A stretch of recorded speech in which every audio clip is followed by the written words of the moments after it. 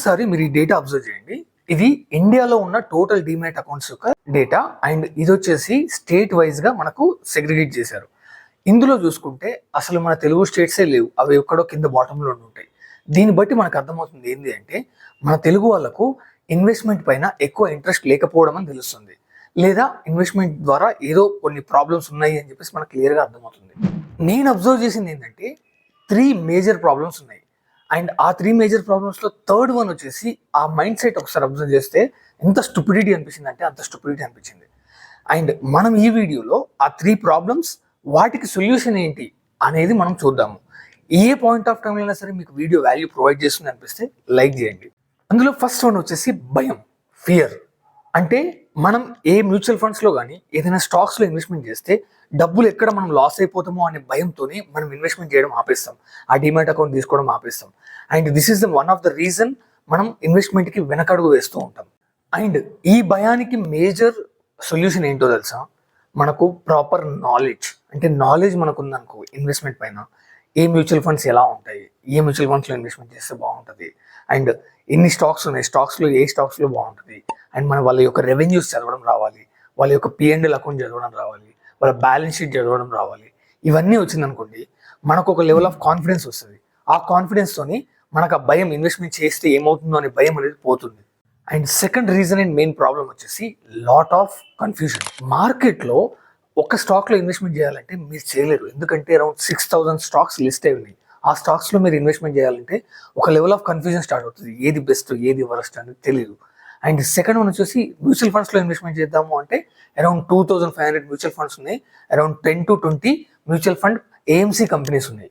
ఇందులో ఏ కంపెనీ మనం సెలెక్ట్ చేసుకోవాలి, ఏ మ్యూచువల్ ఫండ్ మనం సెలెక్ట్ చేసుకోవాలి. అండ్ మ్యూచువల్ ఫండ్స్ ఇన్వెస్ట్మెంట్స్ అనేసరికి నాలాంటి వచ్చి ఇది బాగుంది అంటాడు, లేకపోతే వేరే ఇన్ఫ్లుయెన్సర్ వచ్చి ఏ మ్యూచువల్ ఫండ్స్ బాగుంటాయి మీరు స్టాక్స్లో ఇన్వెస్ట్మెంట్ చేయండి అంటారు. ఇలా అన్నెసెసరీ కన్ఫ్యూజన్ క్రియేట్ చేస్తుంటారు. అండ్ ఇది చూసి దీని అమ్మ అవసరమైన ఇన్వెస్ట్మెంట్ చేయడం, ఇది తలకాయ నొప్పి నాకు ఎందుకు అని చెప్పేసి మనం ఇన్వెస్ట్మెంట్ చేయడం ఆపేస్తాం. మరి దీనికి సొల్యూషన్ ఏంటి? దీనికి సొల్యూషన్ ఏంటి అంటే 2 సొల్యూషన్స్ ఉన్నాయి. ఒకటి, ఒక ప్రాపర్ ఇన్వెస్ట్మెంట్ అడ్వైజర్ని, వాటి గురించి ఒక నాలెడ్జ్ ఉన్న పర్సన్ని కన్సల్ట్ అవ్వడం అండ్ వాళ్ళనే ఫాలో అవ్వడం కంటిన్యూస్గా, అదొకటి మీకు సొల్యూషన్ ఇస్తుంది. సెకండ్ వన్ వచ్చేసి మీరుగా మీకు నాలెడ్జ్ ఉంది కాబట్టి కేటగరైజ్ చేసుకోవాలి.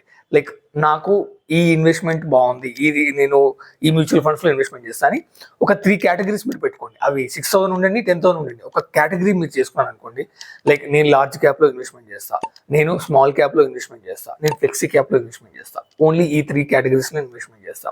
దాంట్లో ఈ ఫండ్స్ యొక్క పర్ఫార్మెన్స్ ఎలా ఉంది అనేది ఒక అనాలిసిస్ చేసుకొని దాంట్లో ఒక టాప్ 5 టాప్ 3 సెలెక్ట్ చేసుకొని మీరు ఇన్వెస్ట్మెంట్ స్టార్ట్ చేయొచ్చు. బట్ ఈ రెండింటిలో కాకుండా మీకు వేరే సొల్యూషన్ ఏదైనా ఉంది అంటే అది లేదు. ఈ 2 సొల్యూషన్స్ మీరు ప్రాపర్గా ఫాలో అవుతాయి, ఈ ప్రాబ్లమ్కి మీకు సొల్యూషన్ వచ్చేసినట్టే. థర్డ్ వన్ వచ్చేసి సిక్ మైండ్ సెట్, అంటే పూర్ మైండ్ సెట్. సపోజ్ నేను ఒక వీడియోలో మీరు ఒక ఇన్వెస్ట్మెంట్ చేయండి, అదొక 20 years 30 years వరకు మీరు వెయిట్ చేయండి అండ్ 30 yearsకి మీకు ఒక లంసమ్ అమౌంట్ మీ దగ్గరకు వస్తుంది అని నేను చెప్తే మీరు వచ్చి నా దగ్గరికి ఏమంటారు తెలుసా?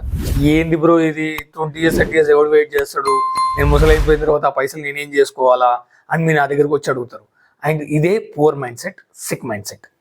ఇలాంటి మైండ్ సెట్ ఉన్న వాళ్ళకి నేను ఒక 3 points క్లారిఫికేషన్ ఇస్తా, మీకు అక్కడే సొల్యూషన్ అర్థమవుతుంది మీరు ఏం చేయాలో అనేది. ఫస్ట్ వన్ వచ్చేసి నేను నా కోసం ఇన్వెస్ట్మెంట్ చేయమంటే, నీ ఫ్యూచర్ కోసం, నీ పిల్లల ఫ్యూచర్ కోసం ఇన్వెస్ట్మెంట్ చేయరా బాబు అని చెప్తున్నా. కాబట్టి అది నీకే యూస్ఫుల్ ఉంటుంది, కాబట్టి నాకేం యూస్ఫుల్ లేదు. నీకు ఒక వే చూపిస్తున్నా, ఇన్వెస్ట్మెంట్ చేయడం ద్వారా ఎంత లంసం వస్తుంది, ఏ ఇన్వెస్ట్మెంట్ బాగుంటుందని మాత్రమే నేను చెప్పగలుగుతా. But decision is yours. Second clarification నేను మీకు ఇచ్చేది ఏంటో తెలుసా?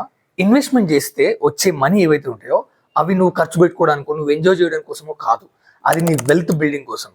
నీకు రేపు పొద్దున చిరాకు లేసి నేను జాబ్ మానేయ్యా అని అంటే నీ దగ్గర ఒక లంసమ్ అమౌంట్ ఉంటే ఆ వచ్చే ఇన్వెస్ట్మెంట్ పైన వచ్చే రిటర్న్స్తో నువ్వు హ్యాపీగా తినుకుంటూ పడుకుంటూ ఉండొచ్చు. అంటే నువ్వు ఫైనాన్షియల్ ఫ్రీడమ్ అచీవ్ అవ్వడానికి కోసమే తప్ప నువ్వు ఆ డబ్బులు తీసుకొని ఎంజాయ్మెంట్ చేస్తా అనేది కాదు.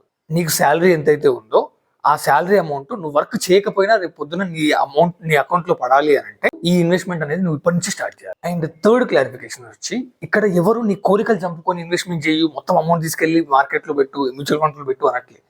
నీ శాలరీలో కొంత పార్ట్ అరౌండ్ 10 to 15% మాత్రమే ఇన్వెస్ట్మెంట్ చేయు.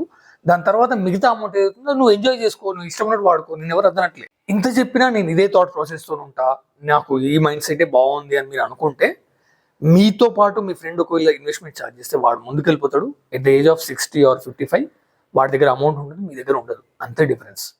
అట్లీస్ట్ ఈ రోజు నుంచి అయినా సరే మనం ఇన్వెస్ట్మెంట్ చేద్దామనే థాట్ ప్రాసెస్ ని బిల్డ్ చేసేసుకొని ఇండియాలో అట్లీస్ట్ టాప్ 10 లో మన తెలుగు స్టేట్స్ ఉండేలా మనం ట్రై చేద్దాం. వీడియో నచ్చితే లైక్ చేయండి. జై హింద్.